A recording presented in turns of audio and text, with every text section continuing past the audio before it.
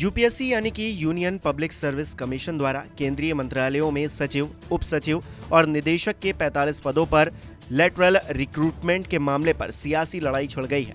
कांग्रेस और राष्ट्रीय जनता दल जैसे दलों ने मोदी सरकार पर इसके जरिए समाज के हाशिए पर पड़े वर्ग के आरक्षण को कमजोर करने की साजिश रचने का आरोप लगाया है। कांग्रेस अध्यक्ष मल्लिकार्जुन खड़गे ने सोशल मीडिया प्लेटफॉर्म एक्स पर लिखा, संविधान को तार-तार करती भाजपा ने किया आरक्षण पर डबल वार।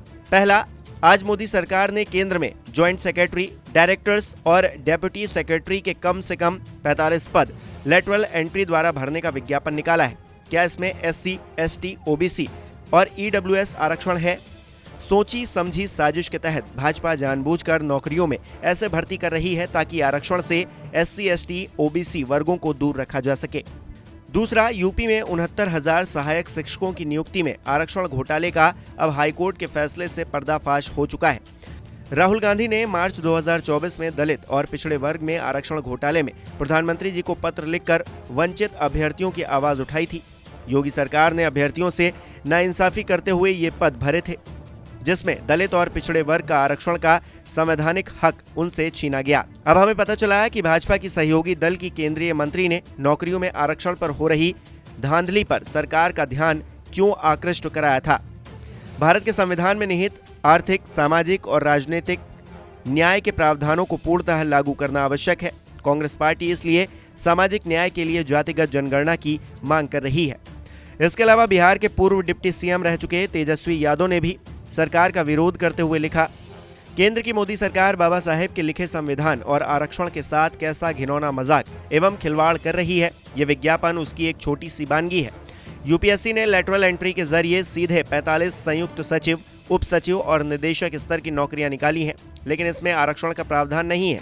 अगर यूपीएससी सिविल सेवा परीक्षा के माध्यम से 45 आईएएस की नियुक्ति करती तो उसे एससी, एसटी और ओबीसी को आरक्षण देना पड़ता, यानी कि 45 में से 22-23 अभ्यर्थी दलित, पिछड़ा और आदिवासी वर्गों से चयनित होते। मोदी सरकार बहुत ही व्यवस्थित, पद्धतिबद्ध, योजनाबद्ध और शातिराना तरीके से आरक्षण को समाप्त कर रही है। विगत चुनाव में प्रधानमंत्री समेत बिहार में उनकी पिछलग्गू पार्टियां और उनके नेता छाती पीट कर दावा करते थे कि आरक्षण को समाप्त कर कोई उनका हक, अधिकार नहीं खा सकता, लेकिन उनकी आंखों के सामने उनके समर्थक व सहयोग के बल पर वंचित, उपेक्षित और गरीब वर्गों के अधिकारों पर डाका डाला जा रहा है तथा कथित स्वयंभू ओबीसी पीएम समेत उनके साथ यूपी, बिहार, झारखंड के एससी, एसटी और ओबीसी नेता दुर्भाग्यपूर्ण रूप से ताली पीट ठहाके लगा रहे हैं। देश की 90% आबादी का हक खाने वालों को जनता माफ नहीं करेगी। जागो दलित, पिछड़ा, आदिवासी और गरीब सामान्य वर्ग, जागो। हिंदू के नाम पर ये आपका हक खा रहे हैं तथा आपके अधिकारों की बंदर बांट कर रहे हैं। गौरतलब है कि यूपीएससी की तरफ से निकाली गई सरकारी नौकरियां 3 सालों के लिए कॉन्ट्रैक्ट बेस पर होंगी। इसमें ज्वाइंट सेक्रेटरी पद पर 15 साल, डायरेक्टर के लिए 10 साल और डिप्टी सेक्रेटरी के लिए 7 साल का वर्क एक्सपीरियंस मांगा गया है। साथ ही पदों के हिसाब से एजुकेशनल क्वालिफिकेशंस भी निर्धारित की गई हैं, जिसकी डिटेल्स ऑफिशियल नोटिफिकेशन में दी गई है। हालांकि मामले ने सियासी तूल पकड़ लिया है। अब आगे क्या होता है, देखना दिलचस्प रहेगा। नमस्कार, मैं हूं मानक गुप्ता।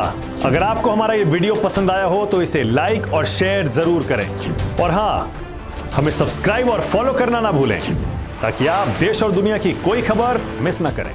तो जुड़े रहिए हमारे साथ और देखते रहिए न्यूज़ 24।